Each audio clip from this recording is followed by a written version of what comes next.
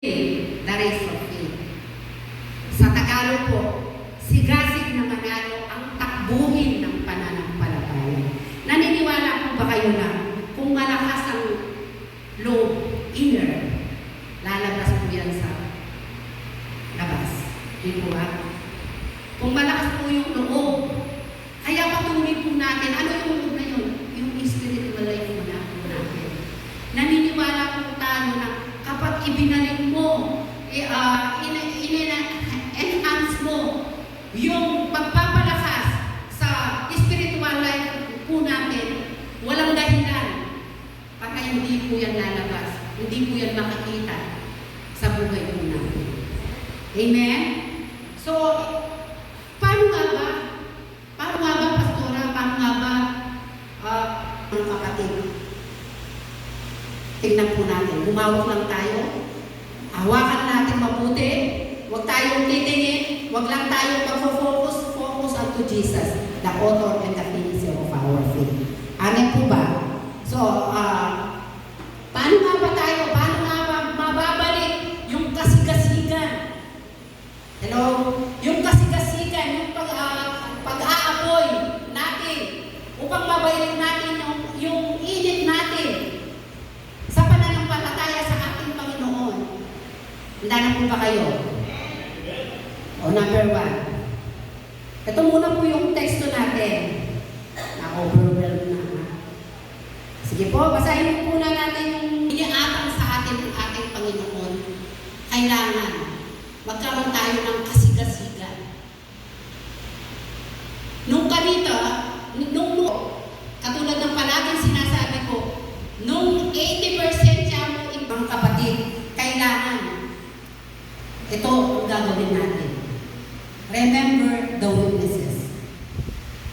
Sino po yung mga witnesses na sinasabi ito? Tingnan po natin yung verse natin. Manataya. Hindi yayabong, hindi mo matutupad ang naisin ng ating Panginoon kung susuko po tayo. Kung magigibag po tayo. Kung aayaw po tayo. Ayoko na, Lord, nahihirapan na ako. Lawin may mamo. Tingnan mo si mother mo na kung saan sa kahit na katandahan niya ay patuloy na lumalakad. Patuloy niya yung pinaglalaban. Minsan kasi, Sunday lang, anniversary. Amen? Bakit kaya? Mas pinapikinggan po natin ang makamundong bagay. Nawa sa buhay po natin, patuloy po natin Panginoon. Number 2. Gusto ba natin ito? Hello? Meron po tayo mga bit-bit na kasalanan na siya yung nakakapagpigil sa atin. Pinipigilan tayo. Sabi niya, yun nakamang-karapat-dapat eh. Sino ba karapat-dapat? Yun po yung legit ng kalaban. Na pagka-alam niya na gagamitin ka ng ating Panginoon. Minsan yung mga kasalanan na patuloy na bitin mo sa puso mo.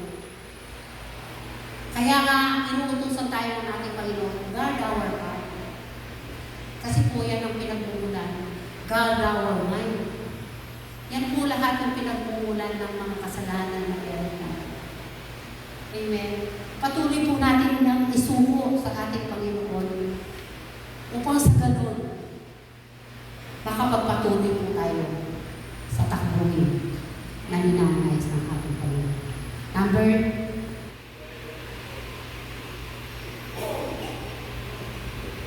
Ready to endure. Ready na po ba kayo? Ready? Puro hallelujah lang. Kaya mo puro hallelujah lang po.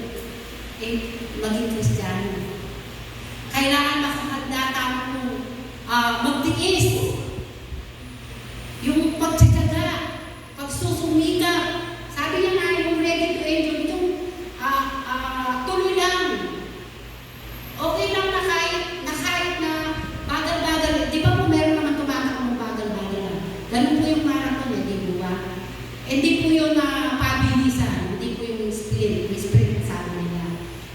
mabilisan. Pero yung marathon, yung usapin dito, yung tapusin mo yung takbuhin.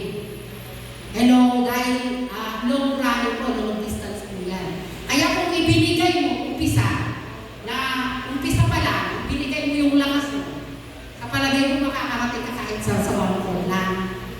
Hindi po ba? Hindi po. Dahil, inan mo, inubos mo yung lakas mo. Ang labanan po natin bilang mananampalataya, ito po ay pagtitiis, pagsusumikap, pagpupursige.